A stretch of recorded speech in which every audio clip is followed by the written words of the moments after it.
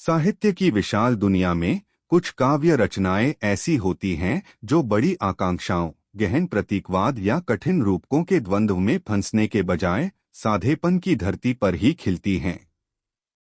लेकिन यह साधेपन ही है जो अपनी प्रामाणिकता के सामर्थ्य से पाठक के मन में गहराई से घर कर जाती है। डॉक्टर राजकुमार रामलखन यादव सरस का राजसुमन हिंदी काव्य संग्रह भी इसी साधेपन, सरल भावना और जीवन के अनुभवों से भरा हुआ है।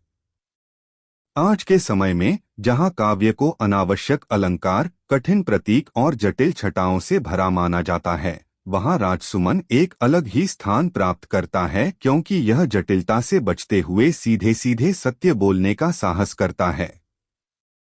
यही इसकी सबसे बड़ी सौंदर्य और समीक्षात्मक मूल्य है। कवि का प्रवास, साधेपन और संवेदनाओं का द्वंद्व डॉक्टर यादव की जीवन कहानी मूल रूप से संघर्ष, परिश्रम और शिक्षक बनने के ध्येय की है। मुंबई के एक सामान्य परिवार में पले बढ़े इस कवि ने सीमाओं को पार करके अपनी पहचान बनाई। पालिका की शाला में अध्यापन का अनुभव, विद्यार्थियों से जुड़ाव और समाज के निम्न वर्ग की वास्तविकता ने उनके काव्य को एक अलग वस्तुनिष्ठता प्रदान की है। राजसुमन साधेपन से उभरी संवेदनाओं की राजमंजरी है। कवि ने प्रास्ताविक में स्पष्ट रूप से कहा है कि काव्य उनके लिए भावनाओं की डायरी है और वेदना, आनंद, संघर्ष और जिजीविषा का एक व्यक्तिगत अंतरंग।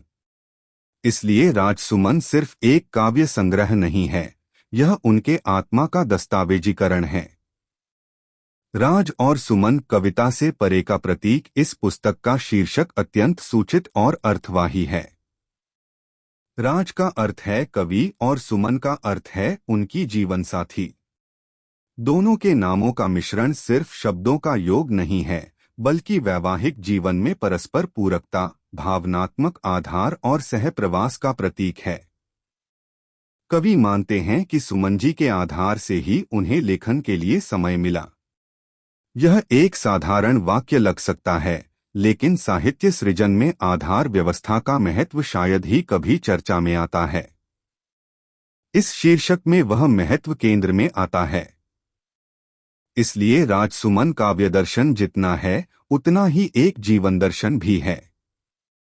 मजदूर, श्रमिक और समाज का स्पर्श संग्रह की प्रामाणिकता, इस संग्रह की मजदूर विषयक कविताएं विशेष उल्लेखनीय हैं।